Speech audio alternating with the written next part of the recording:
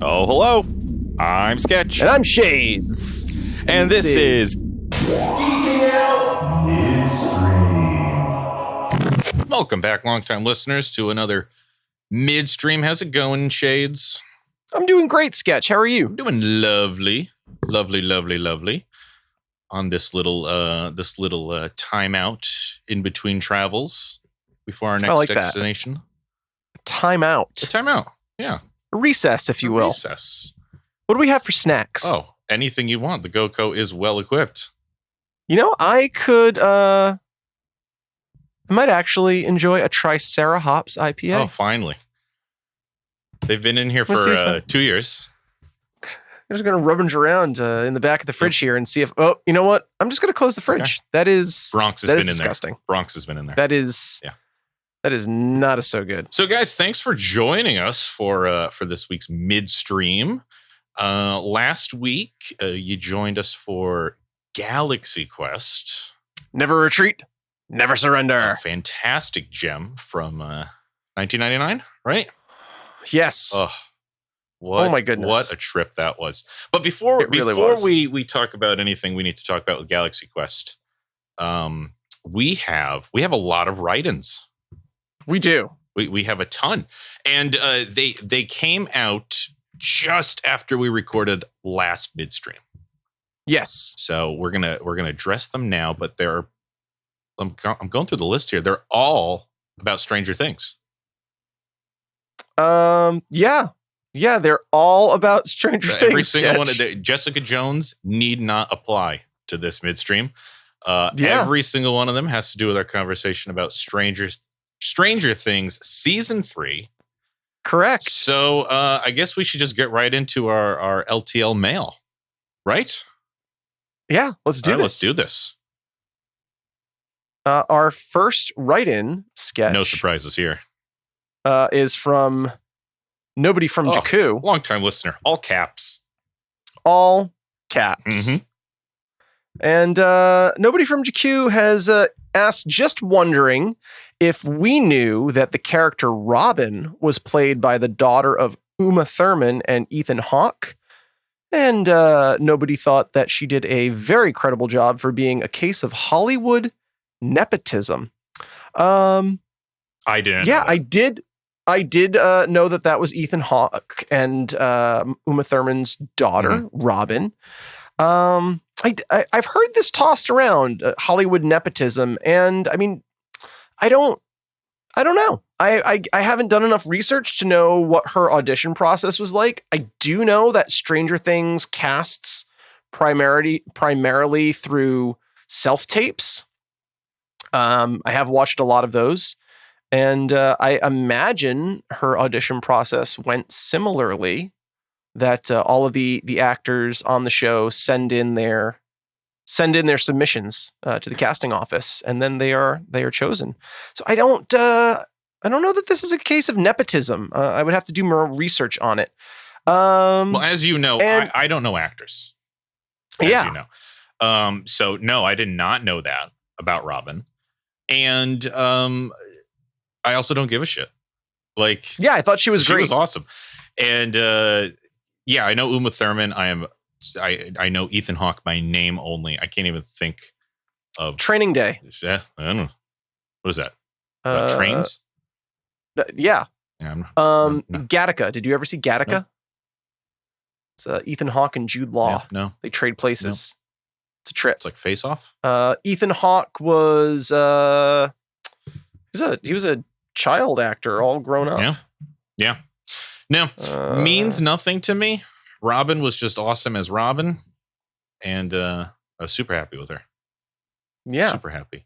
Best edition of she was great. Of the season by far. Oh yeah, best. I agree absolutely. Yeah. Do you ever see White Fang 2? Nope. Boy, this is. Do you ever see Nope. Joe the King? Nope. You ever see The Waking Life? Nope. Ever see Robin's in all of these? No. Ethan Hawke. I know. I was just joking. No, not familiar with his work. So, ever see Daybreakers? Nope. Come on, you had to have seen Daybreakers. No. I've not seen Daybreakers. You know, I give up. I give up. I think instead of saying Robin is Ethan Hawke's daughter, we should just start saying Ethan Hawke is Robin's father. Robin's father. That's what it is to me. Oh, Dead Poet Society. Come on, you've seen Dead Poet Society, right? Nope. No, sounds scary. I don't like horror. I quit. Yeah. I quit. End of the pod. But that is not the only thing that nobody from Jakku brought up. He laid out some interesting points about Stranger Things that I had not thought about, but I would agree with, and just kind of a justification for why season 2 kind of falls at the bottom of the list for all of us. Season 2 had the weakest villains. Yeah. And I agree. Nobody lays it out like this. In season 1, you have the exquisite Matthew Modine, and I agree with that wholeheartedly, and his assassin woman sidekick, and then the Demogorgon, which is like the jaw shark, the suspense of that. Season 3, you have possessed Billy and all of the flayed and their presence. You also have the newspaper owner and his lackeys, Jake Busey. I mean, we raved about that. Always love some Jake anything Busey. Always love some Jake Busey. I mean, really any Busey. It's like that madness just runs in that family. Yeah. The mayor, sexism and poverty, as you touched on. What's worse, being poor or being a woman? Yeah. That's still up to debate.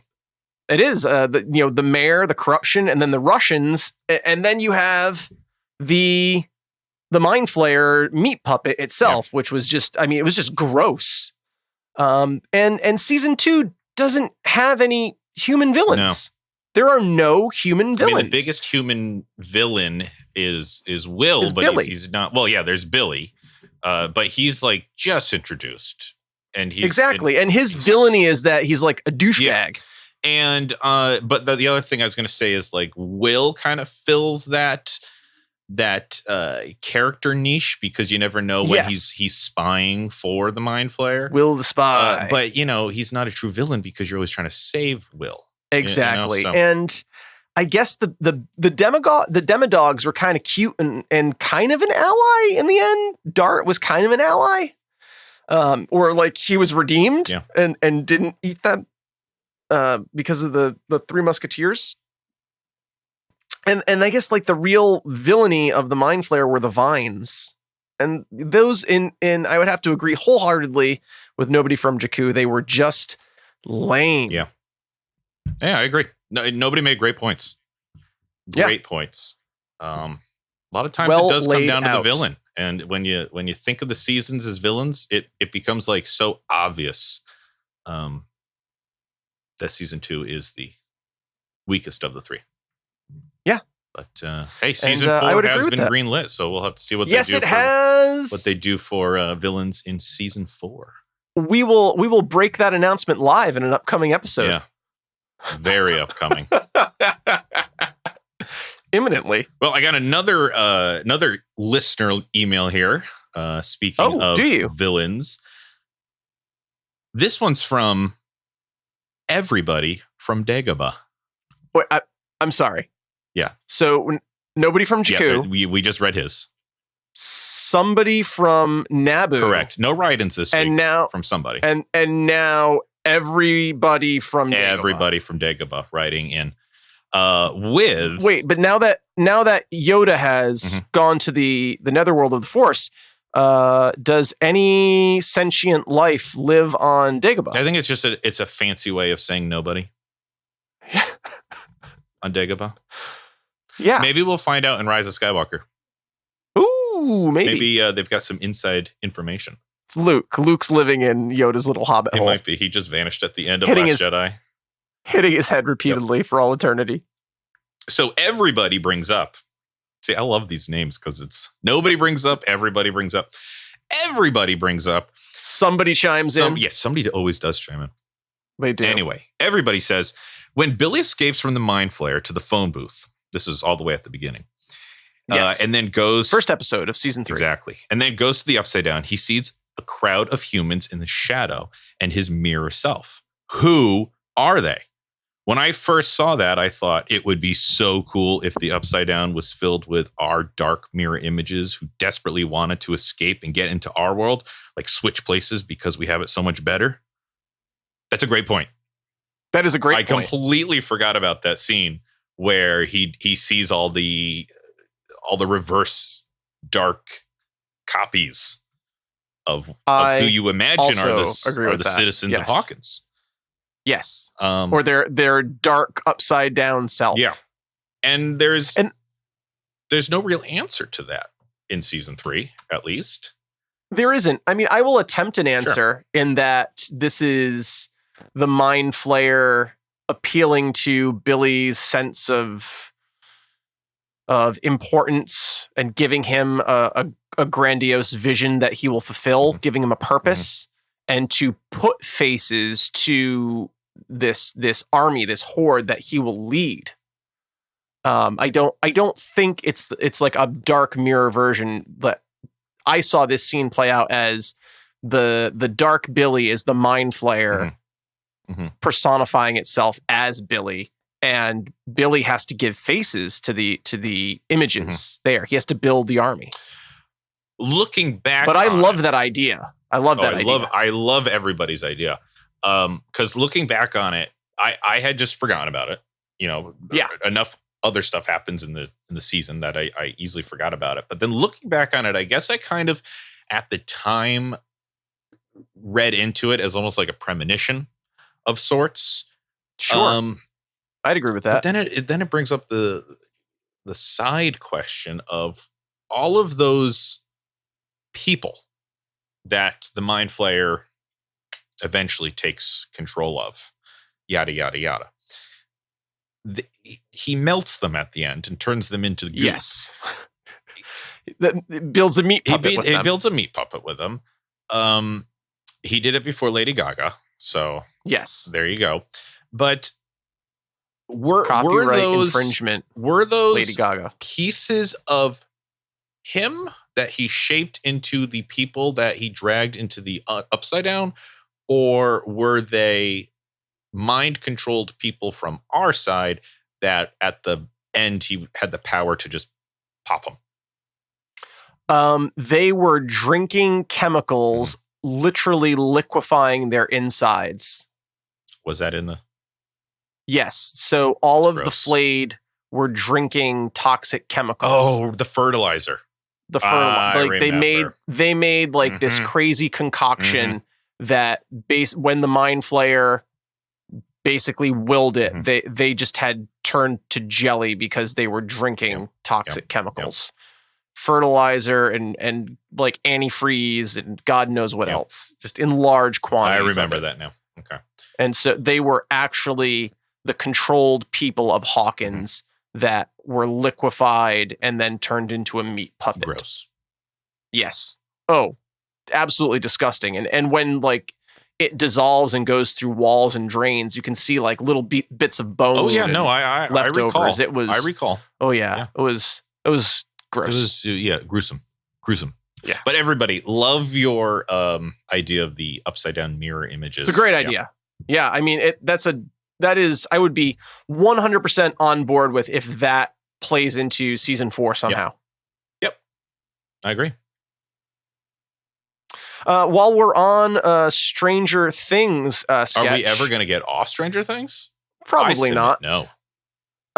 We have a write-in from longtime listener Mark, and Mark has a response / question in regards to how big is Hawkins sketch. I believe you that was one of my big questions.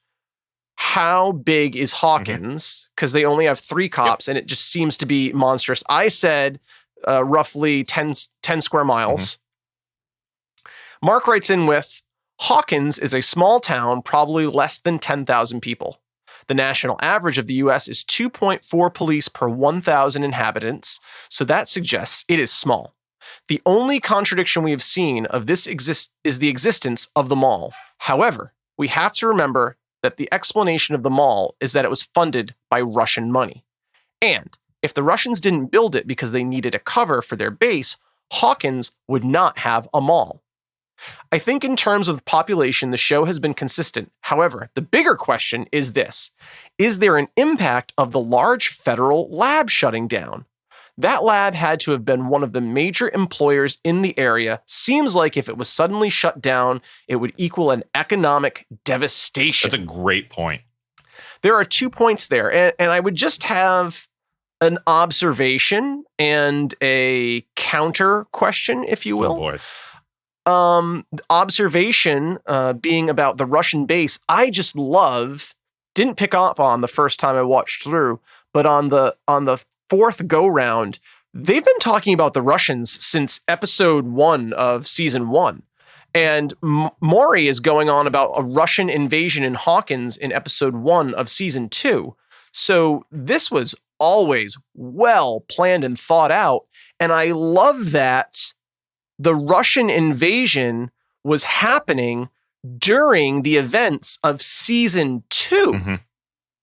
It's like, that is great writing and great world building and just great organization. Yeah. And Murray's onto them as early as season 2, episode 1. That's great. It's like, there are Russians in Hawkins, Jim. What are you doing about it? Like, get lost. But not only are they in Hawkins, they've been building the mall. Like, in season 2, while that's happening, they're building the mall. They're already there. The invasion has already happened.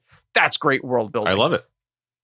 Me too. And I also love it too, because it's so easy for us in 2019 to hear those lines like from Murray and go, so 80s.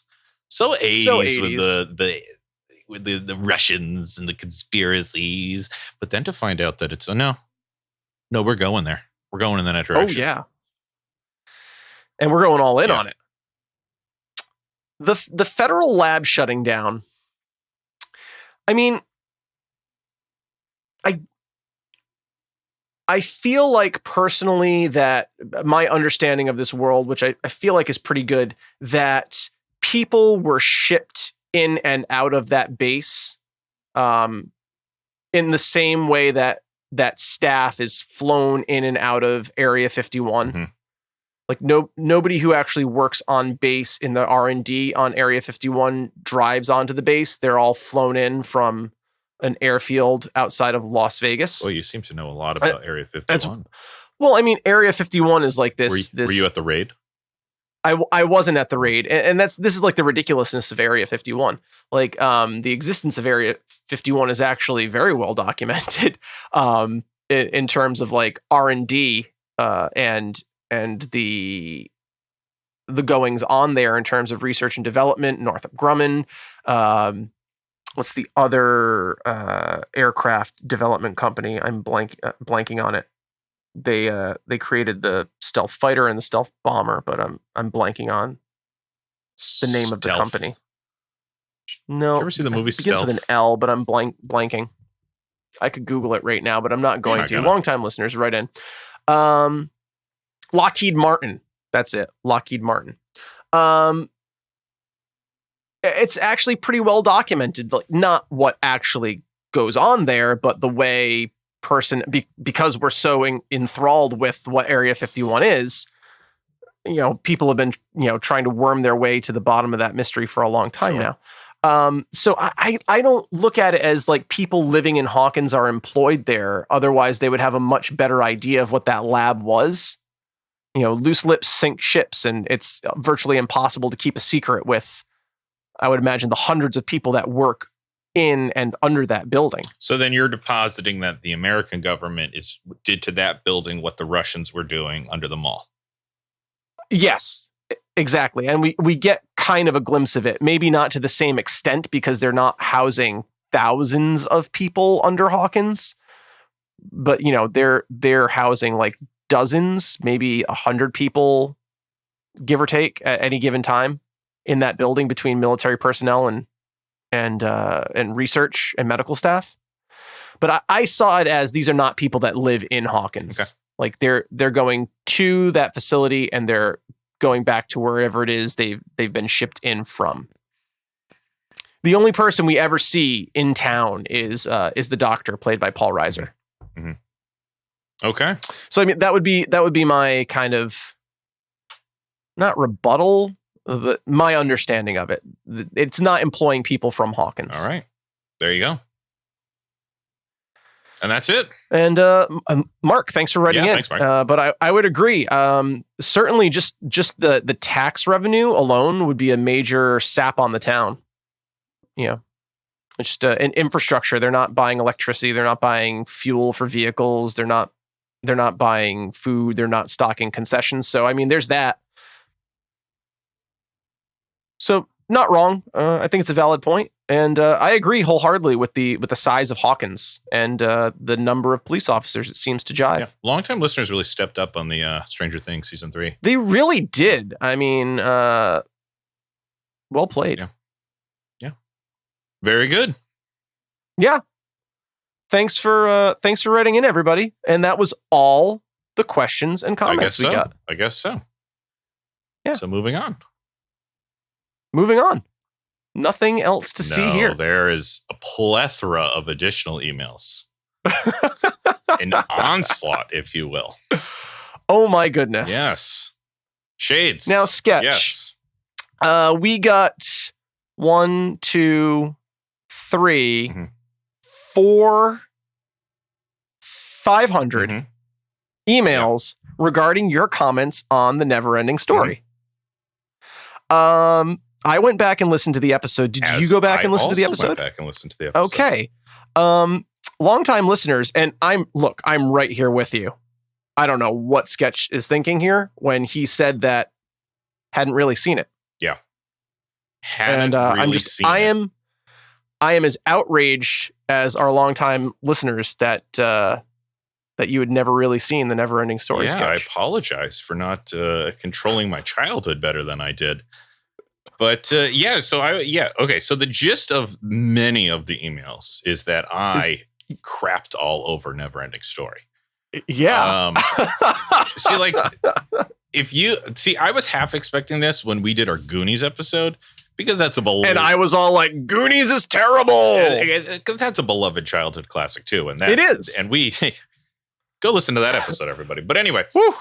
If you want to write in with some critical mail, listen to Goonies. So I read the responses, and my immediate response myself was, "Oh shit! What did I say? Oh my god!" So I listened back to it, and virtually nothing. What I said was, I don't have the emotional connection to Neverending Story because I didn't see it as a child. I saw it later in life. I was into my 20s when I saw it. I recognize why so many people like it. I'm sure that if I had seen it as a young child, it would have impacted me more. There's still that very devastating scene that no matter how old you are, I think you will always be affected by the darkness. This horse. Isn't that the second movie? Is the horse the second movie? I thought it was the first one. I thought I've only seen the first one. Isn't Jonathan Brandis in the second movie? No, yeah, Jonathan Brandis is in the second one. That's the one I did not see. Okay. Yeah, see, because my wife loves both of them. And so we watched the first one together. We just haven't gotten around to the second one. So you actually watched the movie? Oh yeah, I saw it. It was well into my 20s. So got you. I didn't. Okay. It wasn't at a developmentally critical part of my life and developing like my personality and who I am. So it was just like any other movie that I was watching. Didn't think it was bad. Thought it was fine. But that's not enough, I guess, for some of our longtime listeners. I got to be all gaga. All gaga. Now, Sketch. Mm-hmm. Now, Sketch. Yeah. Did you know that there is a Neverending Story 3? No, did not know that. I also did not know this. 1 and 2. There is a Neverending Story 3. Mm-hmm. James Richter. Yeah. The Rick, they call him. I don't know who that is. Yeah.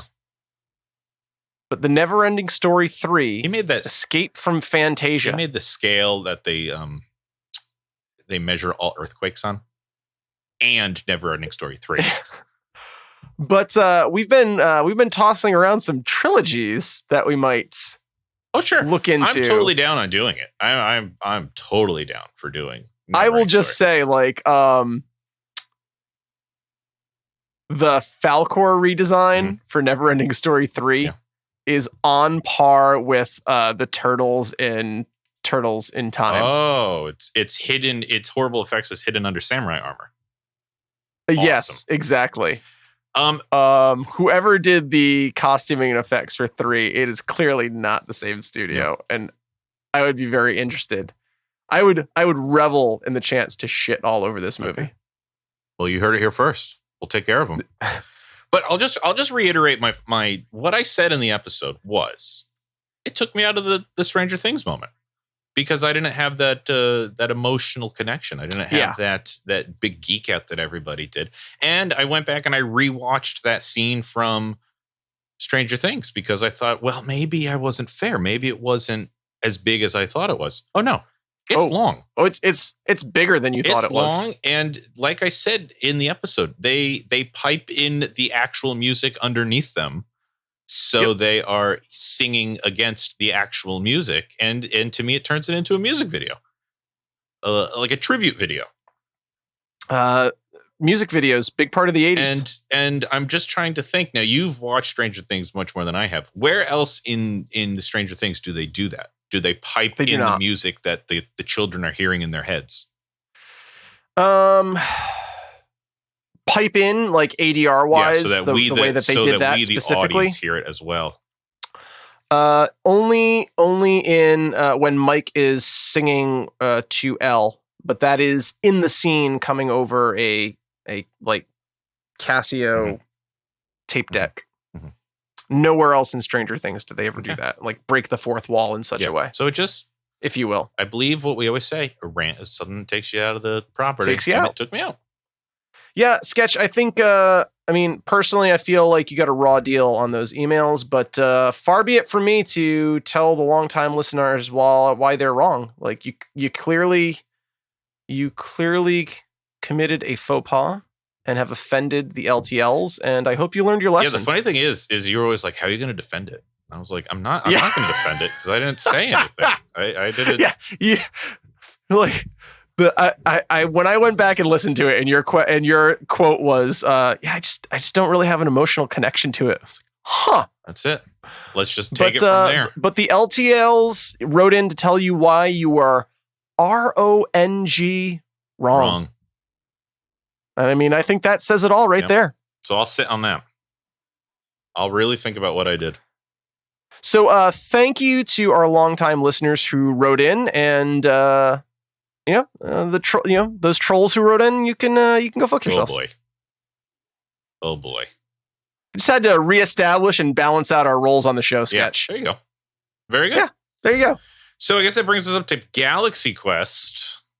Yes. What a fun episode that was. It really was. And fun movie to rewatch.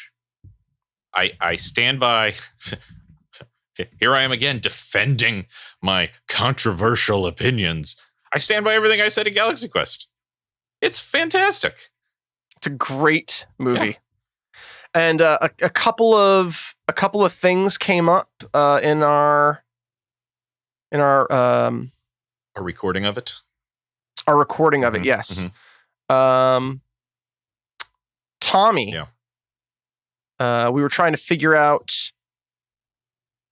where Tommy wound up, and your point was that young Tommy was Corbin Blue,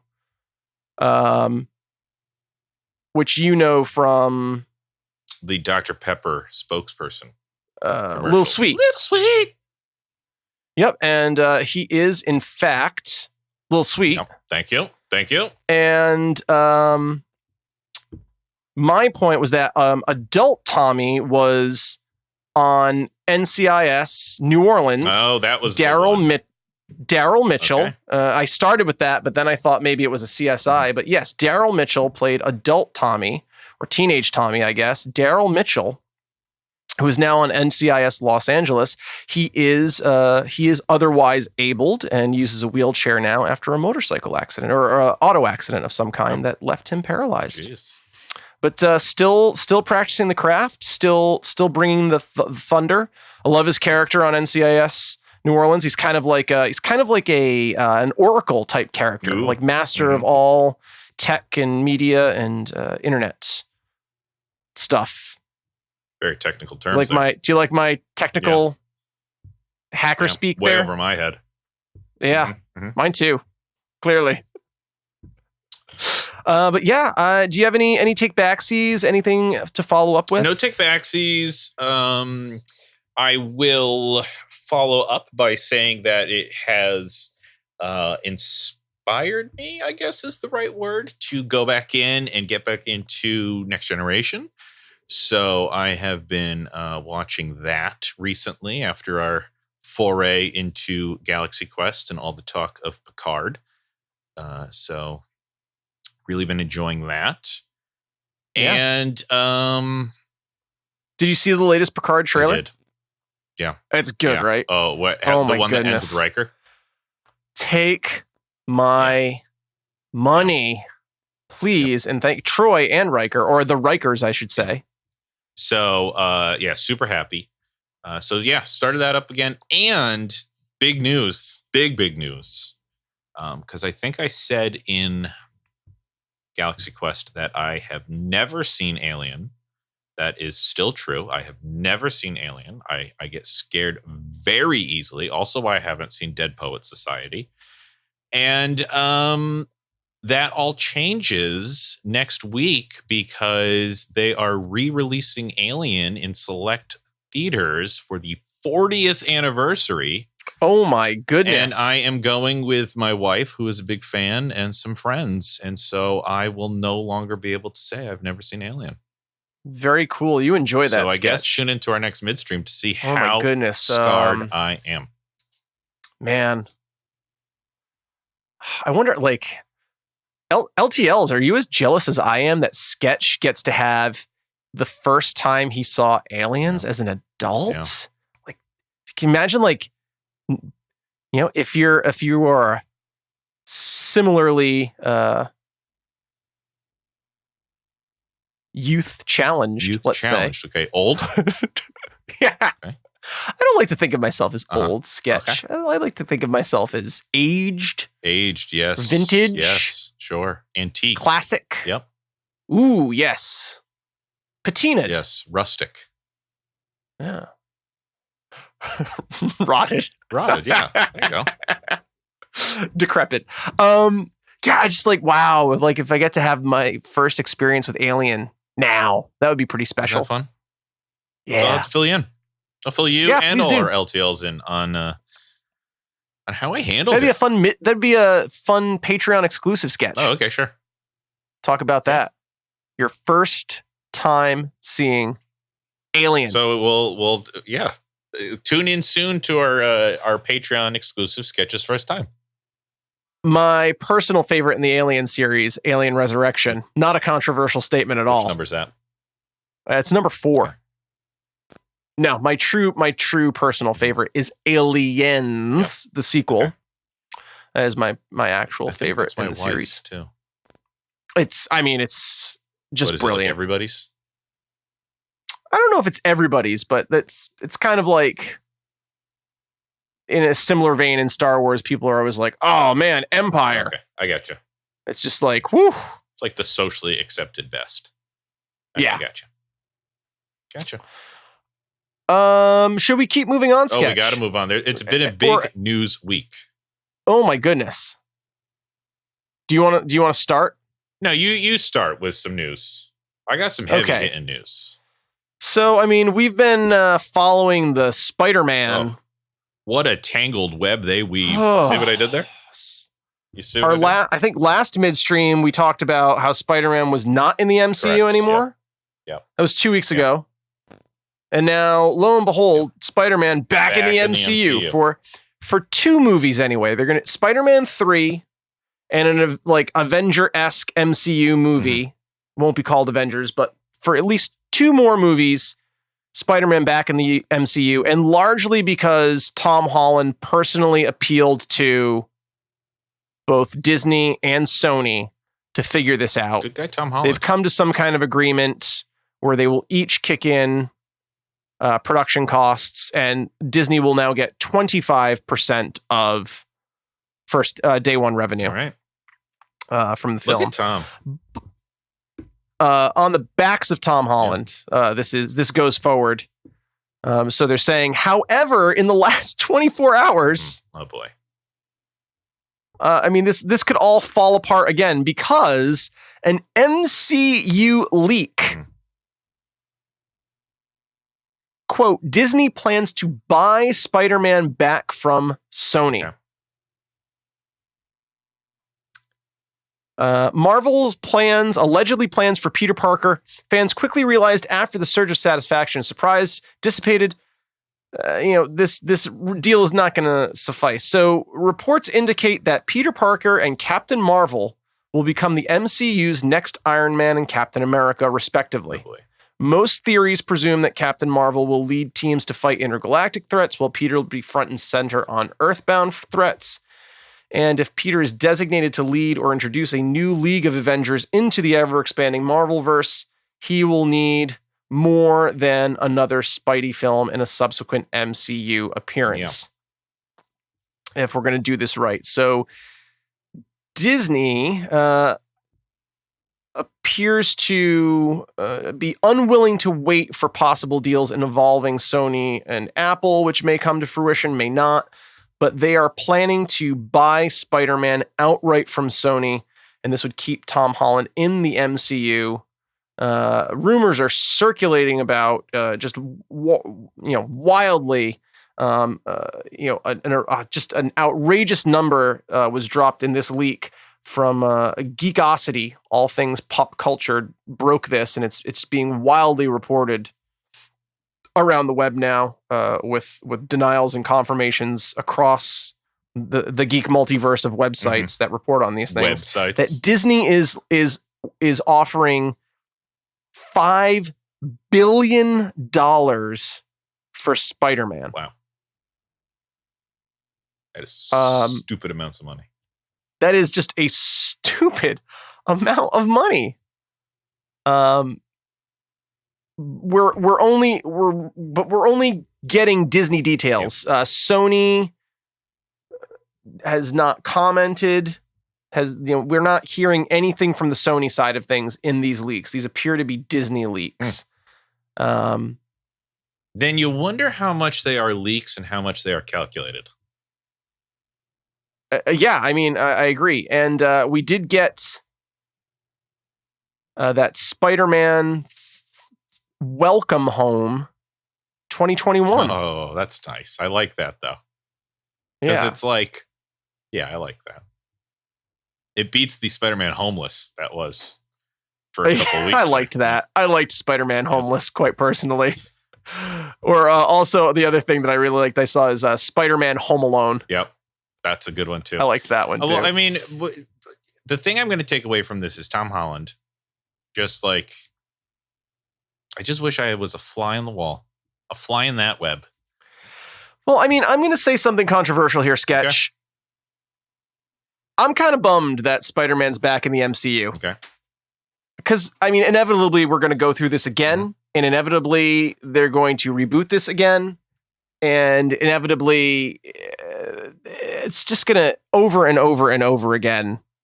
I'm just kind of bummed. Like, does Disney need to have all of these characters locked up? Does it create better movies? Does it lead to better storytelling? Martin Scorsese recently said something kind of controversial about the Avengers movies. He said that they're not cinema. Mm-hmm. They're amusement park rides. And I would agree with that to some extent.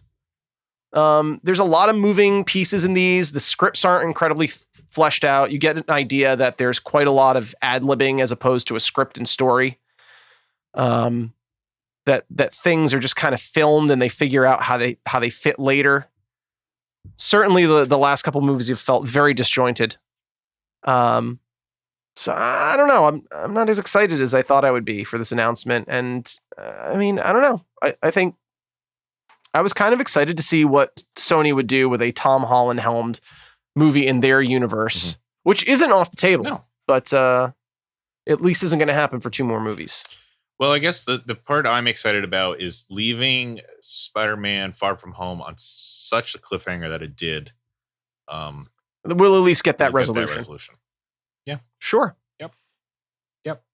And it also, it would, without at least one more movie to tie things up, it would make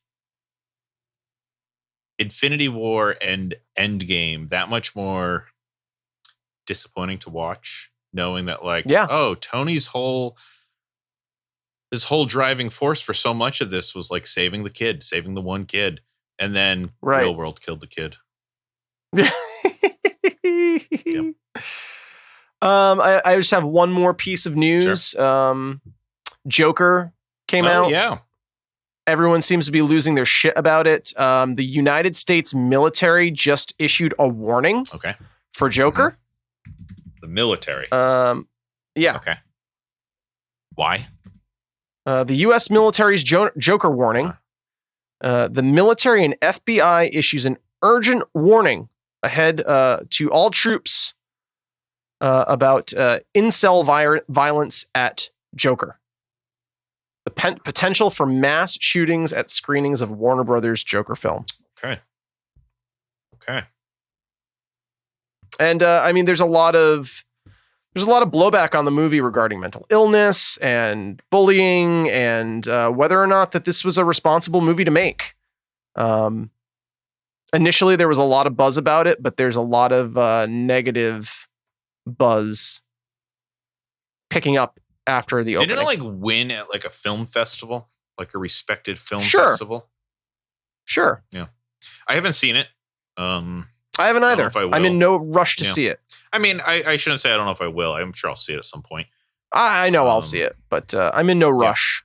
Same thing. This might be a wait till it's streaming. Yep. For me. I did read that it became the largest October opening. Beating Venom from last year. Yep. Not a hard task to do, Scott. No, but I was always impressed that Venom. I know, right? Did as well as it did. I guess October's a real. Yeah, not a lot of movies come out in October. Well, you know what it is? I think there's so many horror movies that come out in October because of Halloween. Yep. Well, it's also the lull between Thanksgiving and the holiday. Christmas. I haven't had Thanksgiving yet, though. Hanukkah.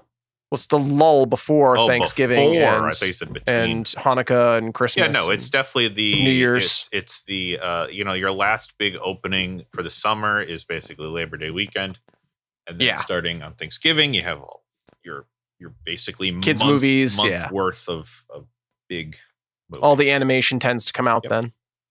Yep. So yeah, it's a Frozen 2, right? Is dropping. Frozen 2 comes out this November, correct? Yeah, it's gonna be the big one.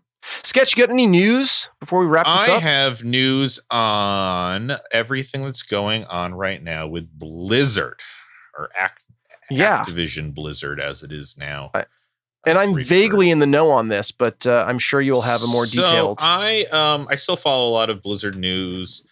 I have recently begun playing World of Warcraft Classic because it was recently my birthday, and a friend of mine got me a month of subscription time. So I was happy birthday. Thank you.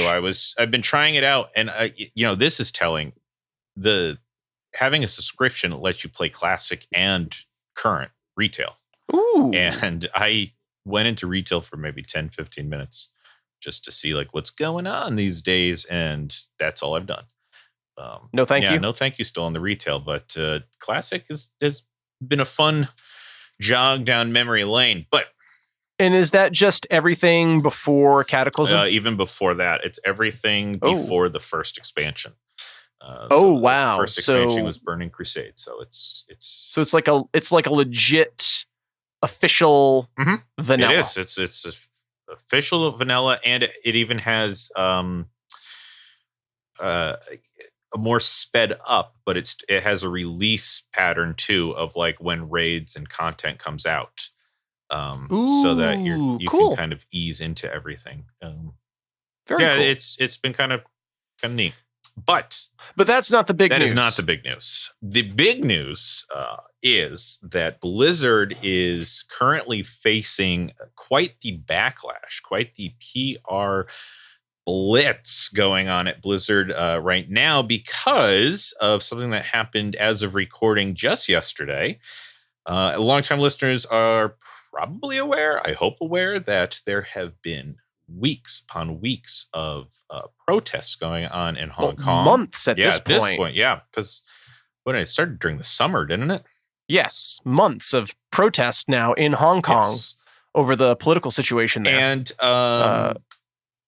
Blizzard is big on the scene. They're really pushing for esports, and so recently they just had their big Hearthstone championship, in the Asian division, and the winner of Hearthstone this past week was a player named Blitzchung.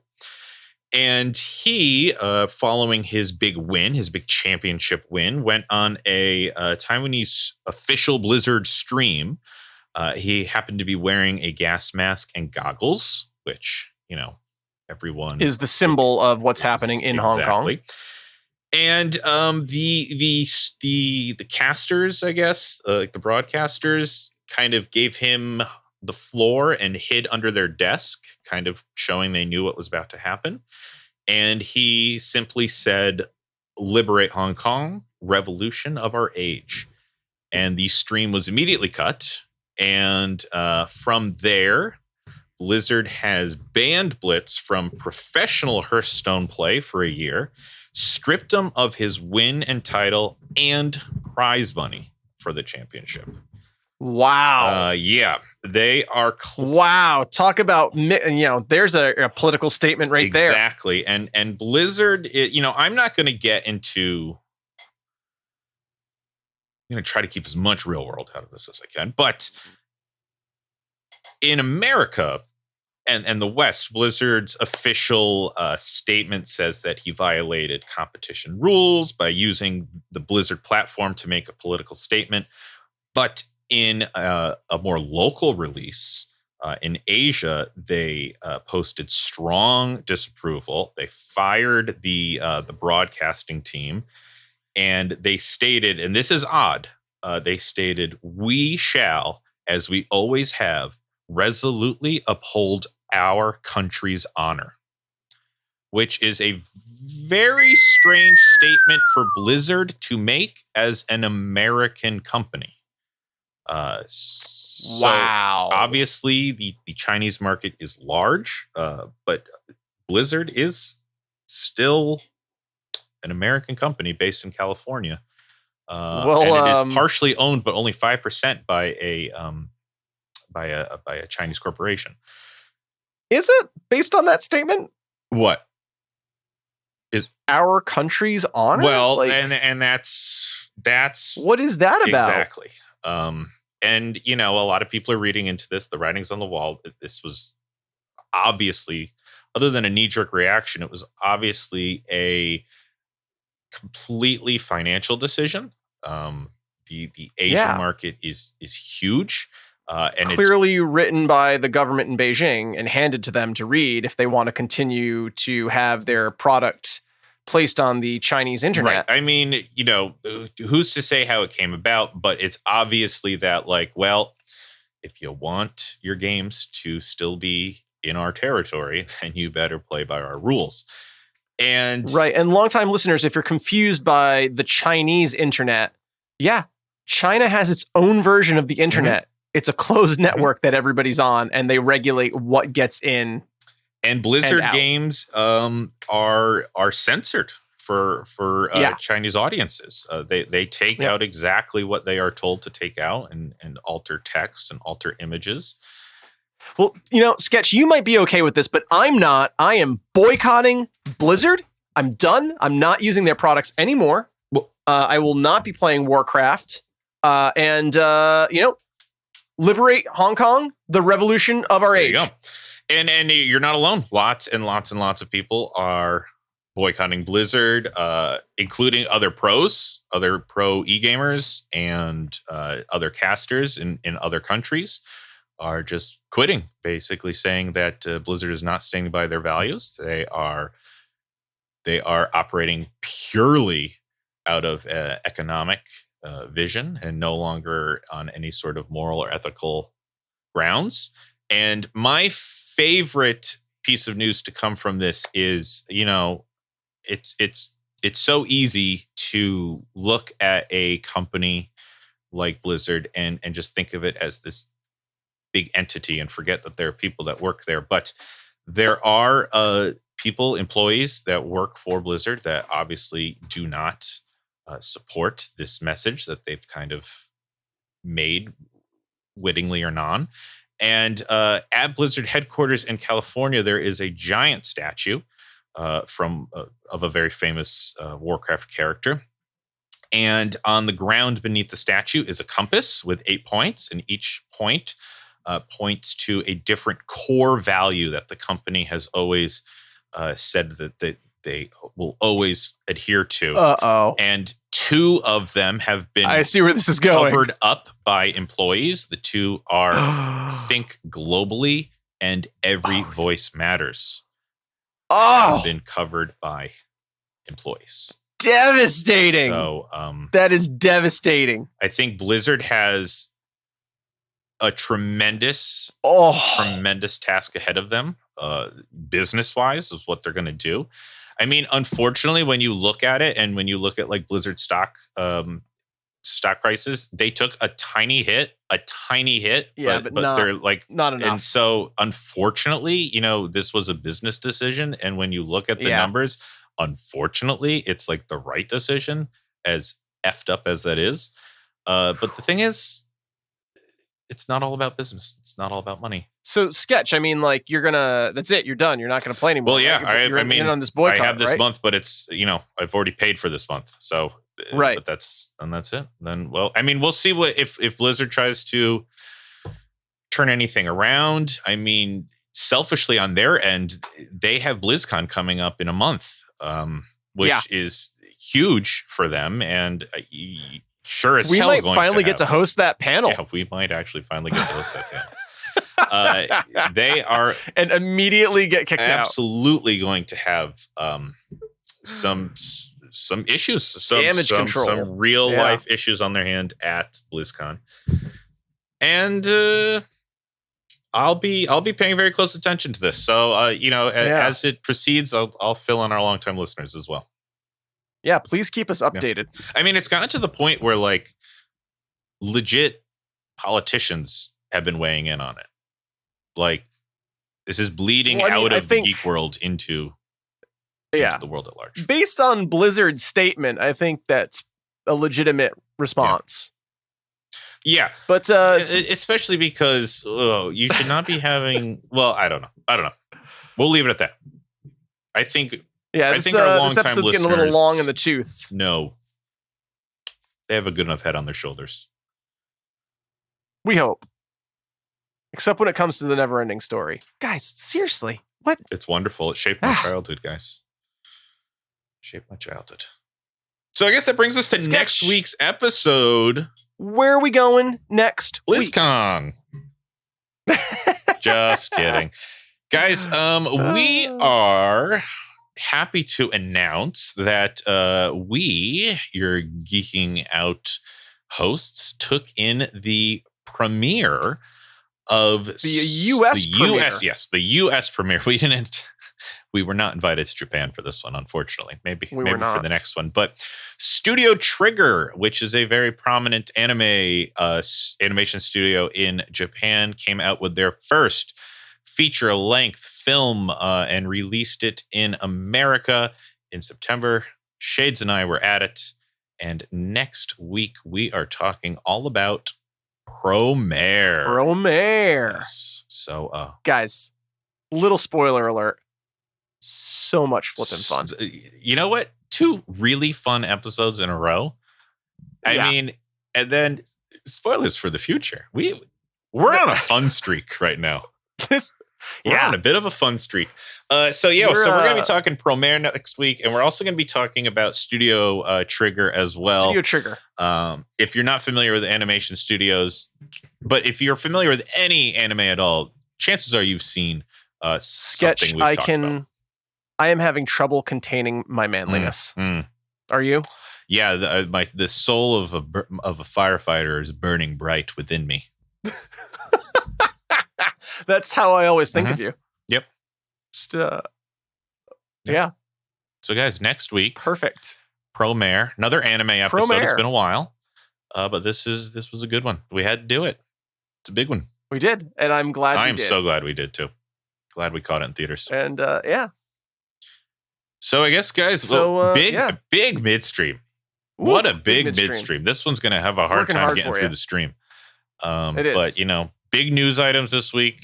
Apparently, I had to defend my never-ending story history, and some great observations on Stranger Things season 3. So, I mean, what a great, what a chock-full midstream, and proof positive that we do, in fact, read and respond to our mail. We absolutely do, even when you insult me.